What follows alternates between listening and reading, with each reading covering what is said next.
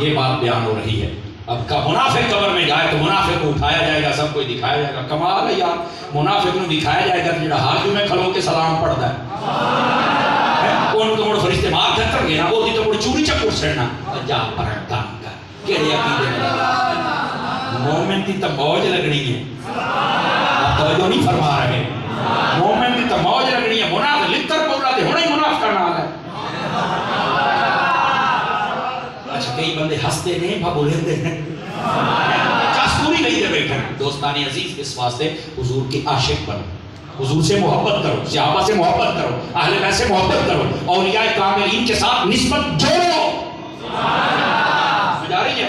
اب آ جائیے اگلی بات، نبی پاک صلی اللہ علیہ وآلہ وسلم آپ کے صحابہ کی شان بیان ہوگی، اور جو منافق بولیاں بول رہے تھے اللہ نے ان کا سارا پردہ بھی کھول دیا۔ اور آگے کیا ارشاد فرمایا؟ وَحُصِّلَ مَا فِي الصُّدُورِ، فرمایا جو تمہارے دل میں ہے ہم اس کو بھی کھول کے رکھ دیں۔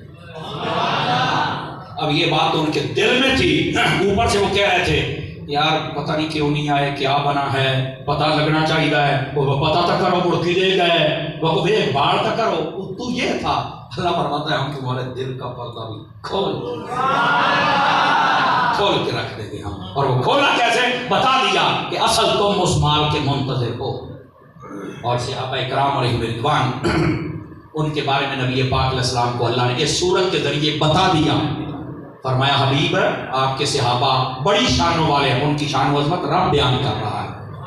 سمجھ آ رہی ہے؟ گرامی قدر حضرات، اس کے بعد جو اگلی بات ہے ذرا اس کو بھی آپ سمجھنے کی کوشش کرنا۔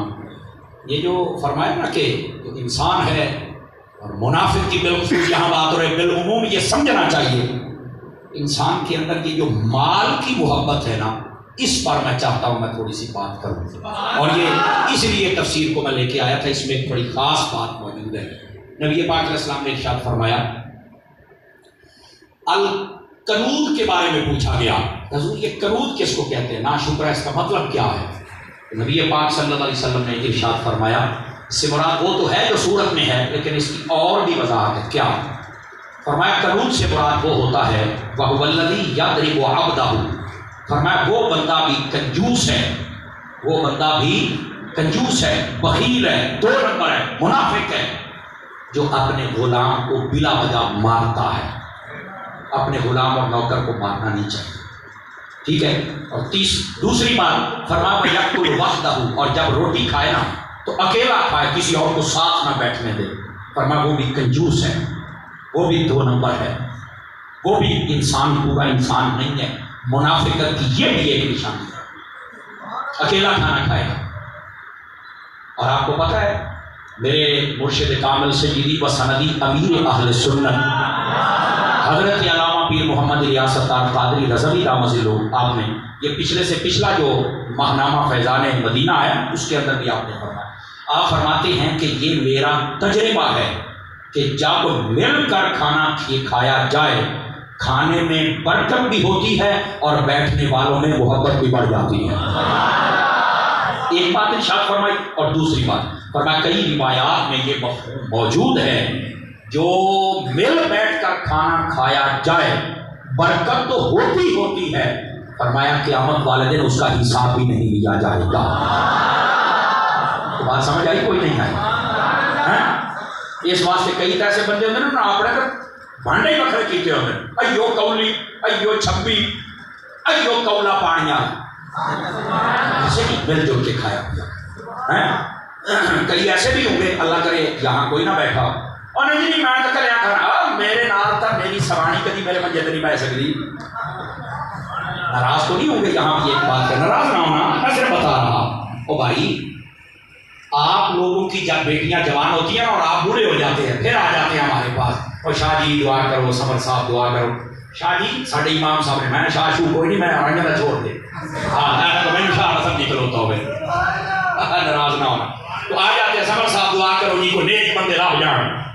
میں آخر یار نیک کا کیا مطلب ہے؟ او جی تمہیں پتا ہوں بیٹی ہے، چلو سکون نہ رہے، اس کو من منیت ہوئے تو سکھی رہے۔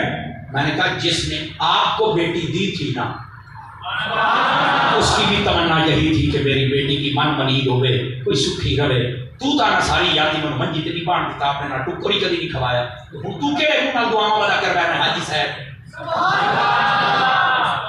اور بات ہے نا دوستان گرامی. دیکھو اسلام کے اندر ماں کا رتبہ، باپ کا رتبہ، بہن کا رتبہ، بیوی کا رتبہ سب کا بیان کیا گیا ہے.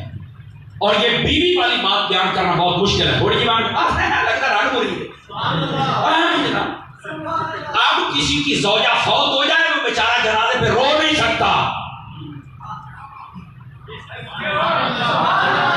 ہاں جی رو نہیں سکتا. لوگ آپ سے رن مرید ہے اور جانیے کلیان کرے کمی پہ گیا. نبی پاک صلی اللہ علیہ وسلم آپ کو پتہ ہے کبھی آپ قربانی والا چیپٹر بخاری اور مسلم میں پڑھے تو آپ کو پتہ چلے جب بھی قربانی کا دن آتا تھا تو نبی پاک رو پڑتے تھے. پوچھا جاتا حضور کیوں رو رہے ہیں؟ فرمایا مجھے ختیجہ یاد آ رہا ہے.